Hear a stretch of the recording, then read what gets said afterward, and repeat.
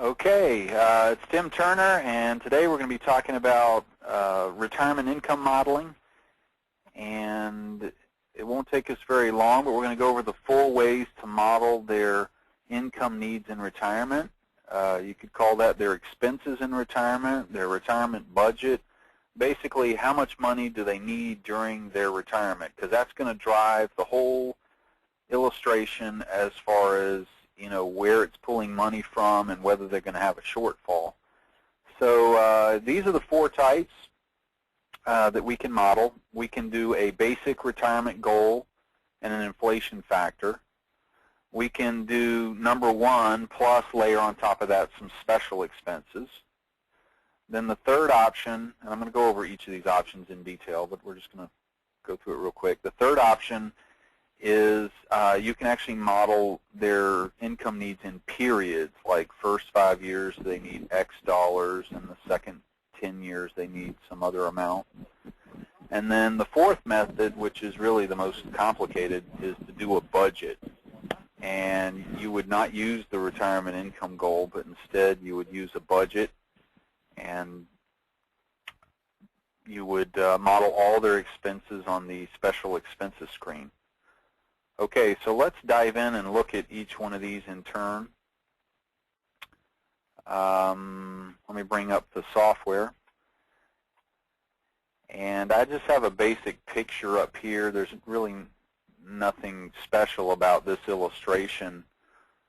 I have them with age 60, retiring at 65, $50,000 job income. We have $250,000 in their tax deferred. Contributing 5%. Let's say they get a 6% return. Just beef that up briefly. And the other numbers are, let's just zero this stuff out because we don't need any other types of investments for right now. I just want to focus on the income part. Okay, this person does have some Social Security, $18,000, a pension, $12,000. The main focus today, though, is on other assumptions. The retirement income goal. As you can see, we have $40,000 at a 3% inflation rate. And when you look at the income graph, the light blue, the very tip of each bar is your income target. That's how much income you're trying to provide your client. And that's how much they want to live on. In this case, in 5 years, the $40,000 at a 3% compounded inflation rate ends up being $46,371. Does everyone see that? That is right in this area right here. Goal plus expenses. You can see it. Let me, well, when I use a highlighter, it's moving the other thing around. So let me do that. On drawing mode. Okay, I'll just click and hold it there. But you see up here in the upper left, goal plus expenses, $46,371. So this is the simplest method. You just put in about how much they need in after-tax dollars. Okay, this should be their spendable cash needs. You're going to put in tax rates, and the program's going to use those rates in various ways to try and generate $40,000 after taxes. So that's the simplest way. Okay. Option 2, so we just went over this, goal plus inflation, retirement income goal plus inflation. That's on other assumptions. Now we can take the same thing and layer on special expenses. So to do that, we just click on the special expenses button. And let's say they mainly live on $40,000, but they want to take a retirement vacation. And let's say that's going to cost them $7,500. They're going to do that when they're 68. And let's say they maybe have some big medical expenses. And I'm just going to say it's an extra, I don't know, $4,500 a year, some special medicine they need.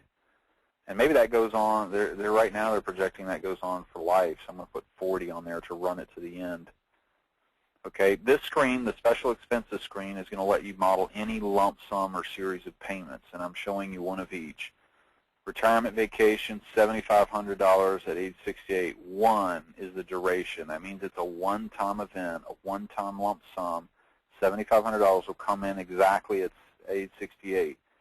If for some reason we thought the value of that was going up, the cost of that, we can put an inflation rate in the estimated inflation rate before it starts. So then between now at age 60 and when they reach 68, that amount would get inflated. So that's another way to do it. Medical expenses, same thing. We could put a inflationary rider that it's going up by 3%, not only before it starts, but in the 40 years that it occurs. So that's where the after it starts column comes in. So we'll put that there. For a one-time lump sum, the after it starts doesn't have any effect. So putting something there is irrelevant. I'm going to add that into the plan. And there we go. We've got an increased expense for the vacation here at age 68. And then all of the targets went up slightly because of the medical expenses. So at age 65 now, we need $51,588. They're now running out of money at age 76. Okay, so using this technique, what we've done is taken income goal plus inflation, and then we layered on top of that a couple of special expenses. So that gives you some flexibility in playing what if, as far as, hey, what if I do this? What if I spend money on that? What if I send my kid to college? You can model those things. Okay, the next one we're going to look at is modeling their retirement in periods. There's many times when advisors and agents have asked us, well, you know, I really don't think I should model $40,000 at 3% inflation forever. When they get older, they're just not going to spend that much money. Okay, and if you want to model something like that, you can do that, but the way to do that is first to get rid of the income goal. You're going to zero it out. So I'm going to other assumptions. I'm going to put in 0, and for a brief moment, the special expenses are there, but nothing else. So now I'm going to go to special expenses. I'm going to go to line 1, and I'm going to put first 5 years of retirement. Okay, and let's say they need the $40,000 at that point at a 3% inflation rate, and we want that to go for 5 years. Okay, and then second 5 years of retirement. Let's say they need a little more money, and that's probably not normal, but let's just say they want to do some extra traveling or something before they get too old. First 5 years they're working part-time. Second 5 years they're going to travel a little more. And so we're going to start that at age 70, duration 5 years. Okay. Now I'm going to model a third period. Okay, third period, and that's going to be 10 years of retirement. Okay, and let's say we scale it back to, at that point, 42,500. Okay, that's going to be at 75, and duration will be 10. So we're modeling a 10-year period there. We're going to still use a 3% inflation rider. And then rest of life expenses. Let's say they're really going to cut back to 35,000 because they're now 85 years old. And we'll run that to the end. I'm just going to put 20. I think 15 would be sufficient, but that'll run it out to age 100. So in this way, we've modeled 4 different periods. The first 5 years, we want this. Second 5 years, that. Third period, which is another going to be a 10-year period, we scale back a little bit. And then when they're 85 and older, we scale back a bunch. All of this is kind of guesswork. You're going to have to talk to your client about their situation, their medical expenses and whatnot. A lot of people find that the medical expenses go through the roof when they're older, and even though they're spending less on things like clothing and travel, they're making that up and then some with medical expenses. But still, this is an option in our program if you find it useful. Let's go ahead and add that into the plan. Okay, and now you'll see that it's not just a totally linear income. It's in linear periods, but you got a little 5-year here and another period there and 10 years there, and then it drops again out here at age 85. They already ran out of money, though, well before then, so it doesn't really mean a whole lot. But that gives you an idea of how you can model those things. It's particularly when your client's like, well, I'm age 80. When I'm that old, I'm not going to possibly be spending, $82,000. That's what inflation will do. But if they don't believe it, you can use periods to scale it back a little bit and try to come up with a picture that you can both agree on as a target. Okay, does anyone have any questions about that so far? If so, you can use the raise your hand function. Let's see. Christine, do you have a question? No, that was from before, sorry. Okay, no worries. Anyone else have a question before we go to the last option? Okay.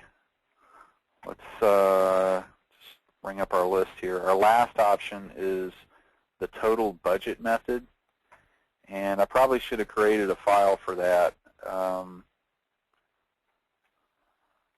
But let me show you exactly what we mean by that. First of all, you are going to do retirement income goal 0 and not use that because we're going to do a budget.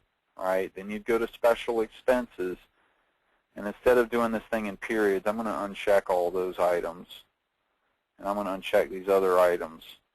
Okay, but I'm going to go down here to line 9, and I'm just going to start typing in various items just to give you an idea. Okay, they need money for groceries. They need money for utilities. They need money for auto insurance. They need money for real estate taxes. They need, let's see, they have a, I don't know, maybe they still need clothing. Maybe they have a auto fund, auto like gas and expenses, repairs and whatnot. Maybe they have a mortgage. Maybe they have mortgage payoff. Mortgage, let's just say mortgage payment, but I'm going to limit it. I'm going to show you that in a second. So we put on a bunch of budget items on here. Let's say they want to travel. Let's say they have some kind of discretionary fund for eating out and playing golf and whatnot. And you pretty much get the idea. So let's just go through and put some numbers. Now the thing is, these are all annual numbers, so you're going to have to translate it. So I'm just going to kind of make up some numbers here, and I'm going to put inflation, and groceries are going to need that for the rest of their life. So let's just put a big number on there. Utilities, again, I'm just making up some numbers. This is about $300 a month, and again, it's a full end of the life, rest of the plan item. Auto insurance, and we're going to put 40 on there. Real estate taxes, I don't know. I'm just making these numbers up, but it's going to give you an idea about how this thing works as far as a total budget. Clothing,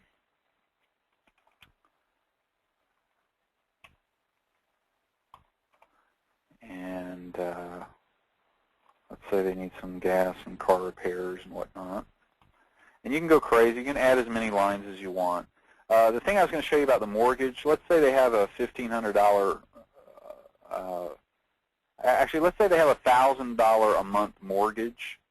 Okay, so that's $12,000 for the year. But let's say that they pay it off in 5 years. That they still have it, but they're going to have it paid off. So we'd use duration 5. And that's a very typical situation where you run into people that may have refinanced and really didn't think about the fact that when you're 10 years into a 30-year mortgage and refinance to another 30-year mortgage, you're going to probably not have it paid off before retirement. Let's see, some travel money, discretionary money. Okay, so We put a bunch of items on there, and you can add more items. You can also add new row and put more and more rows on here. So you could do a full budget and put that in here. Now add it into the plan. Okay.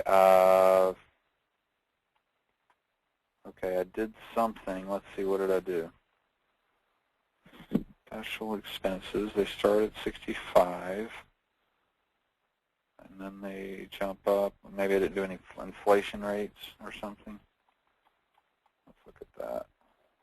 Oh, we got some too high numbers. Let's make sure we put some inflationary numbers on these. Actually, the mortgage I'll leave at 0. And, oh, rest of life, because I didn't uncheck that. That's why it was weird. I just didn't uncheck one of the ones we had added for the periods. Now, in this case, we didn't quite enter enough income items. Social Security and pension is covering all their expenses. We're almost right to the T. So they are doing just fine on that. Let's say miscellaneous expenses. Let's put like 10,000 for that. I just want to boost up their expenses. Let's put a 3% inflation. Just to get back to more. There we go. Now they're dipping into their investments. Now in this case, they don't run out of money though. But you see how you can get very detailed about the expenses that they need. That's really the point. The special expenses can be used as kind of an itemized budgetary spreadsheet, and most people, when they open the program, don't think about that. Most advisors don't do that or don't do it very often. If you run into people that really don't know how much they need, they may appreciate you taking the time to do some of that, and you're putting sweat equity into that relationship to try and help them.